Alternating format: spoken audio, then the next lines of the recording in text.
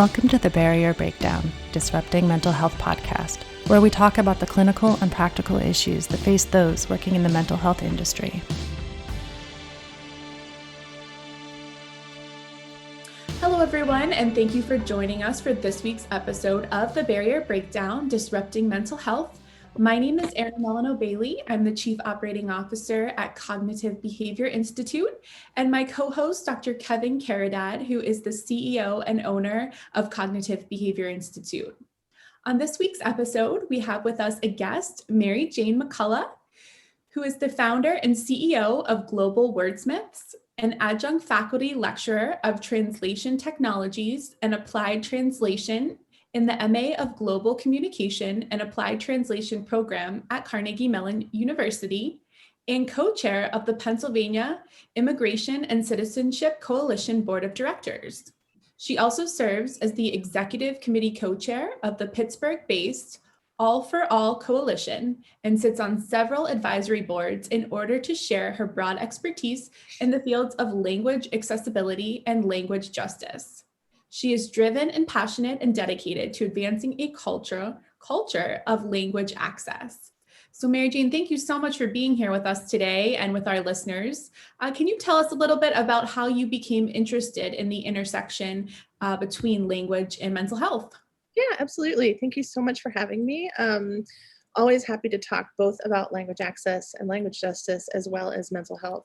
So this is a real treat. And I first became interested in the intersection of mental health with language accessibility because I'm a trained Spanish translator interpreter. And for about 10 years, my job was to drive around a 5-county area in southwestern Pennsylvania and go into families' homes and interpret for social service providers and social workers and case management providers. So I worked with a lot of families, in particular mothers and children who were very isolated because of the language barrier. And I just really got like a really intense look at what their needs were and, the effect that kind of isolation had on their mental health. And then I became a mother and postpartum kind of smacked me in the face with both of my children. And I kind of connected the dots there and thought, not only is there a language barrier, but there's the inherent mental health and isolation challenges that come with motherhood. And that's kind of really where my kind of passion for it came from, was particularly maternal mental health with regard to language accessibility and immigrants and refugees and English learners in areas where there just isn't a lot of infrastructure or support for language. Can you tell us more about the Pittsburgh area and then beyond? Where are the greatest needs typically for language, and tell us about how the pandemic is shaping how that's done these days? Yeah, so Pittsburgh is actually a lot more diverse than people think. We've got more than 90 languages represented within Pittsburgh public schools. Per the last real big data collection that was done about 5 years ago through the Allegheny County Department of Human Services Immigrants and Internationals Initiative, we logged close to 30,000 people who identify as having limited English proficiency. I prefer to use the term English learner because it's a lot more positive than, limited English proficients. So that's almost 30,000 people in just Allegheny County alone. And of those, the demographic breakdown is really diverse. Our top languages here are Spanish, Nepali, Arabic, Mandarin Chinese, and then we also have growing Uzbek population. We have a lot of Russian speakers here. So really it's a much more diverse area than you would think, but because of the language barriers and just like the inherent segregation of our communities, that's hard to see. And I think the pandemic has obviously exacerbated the isolation, but also a lot of language assistance services have moved to online platforms and telephonic interpretation, just like in other industries. So there really is kind of incredible adaptation happening. But whether or not we're able to reach English learners is another question, right, during this time. Okay, great. What are you hearing back from clinicians, from behavioral health clinicians, when it comes to the use of languages and some of the concerns that they have, and maybe just lack of knowledge, maybe not utilizing, but now they're virtual, they're pulling from a larger pool of patients from either locally or beyond the state or the whole state. So can you speak to that as well as, do you cross state lines? Yeah, so personally, yes, I've done interpretation all over the place.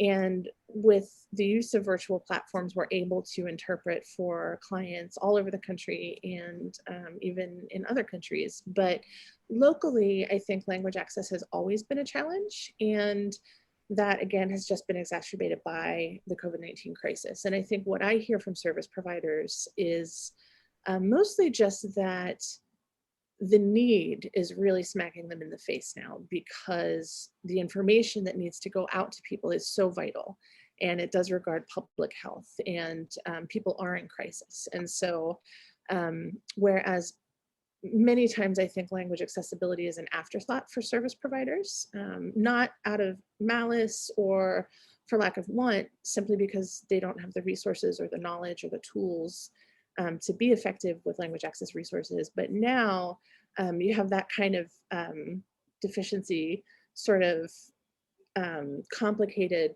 by the fact that we have really important information that we have to get to English learning communities that are just really hard to reach. So I think what I hear most is, one, we don't know how to language access, and two, how do we get this information to people quickly? Yeah, could you tell us a little bit about all the services that Global Wordsmiths offers, and for any clinicians that may be in need of these services, how they can contact you guys? Yeah, so Global Wordsmiths does primarily translation and interpretation. We do written translation in more than 50 languages. We do oral interpretation over video and in person in more than 40 languages. And then we can offer telephonic interpretation on demand in over 100 languages. And then I personally do a lot of consulting with municipal governments, state governments, hospital systems with regard to language accessibility and creating sort of policies and procedures to become more accessible and to be in legal compliance. And then we do a lot of training where we teach service providers, why language access is so important, what language access means, what the different resources are that are available to them, and then how to engage with those resources. One of the questions I have is, when you're working with clinicians, are you aware of any way of insurance help supporting financially the cost of translation? Have you heard any feedback? Is that available? I've heard that Medicaid and medical assistance are required by law to reimburse providers for a certain percentage of the cost of interpretation, but I don't know how successful or how easy it is to be successful in getting that reimbursement. So apart from that, in terms of private insurers, I really have no idea. And what should clinicians be mindful of, or what kind of insight can you provide when establishing a new client relationship with an English learner? Is there anything you can kind of shed light on that is helpful to be mindful of? Yeah, I think there are a couple things that are important to keep in mind for service providers. One has to do with like logistics and applied skills, and the other has to do with cultural competence. And I'll start with that, which is that I think it's really easy for well-meaning advocates and interpreters and bilingual helpers and volunteers to view English learners as needing to be saved, right? And so when we kind of go into it from that angle, we can kind of miss the mark when we're trying to advocate for people, because really English learners are capable adults who don't need us to speak on their behalf. They just need equitable access to services, right? And that's what language accessibility is all about. So I think that going into a situation where you're working with an English learner, it's important to view them as capable adults or capable human beings who don't so much need to be saved, just need to be able to use their voice to communicate clearly. And then the other one are practical skills. Look at and speak directly to the English learner.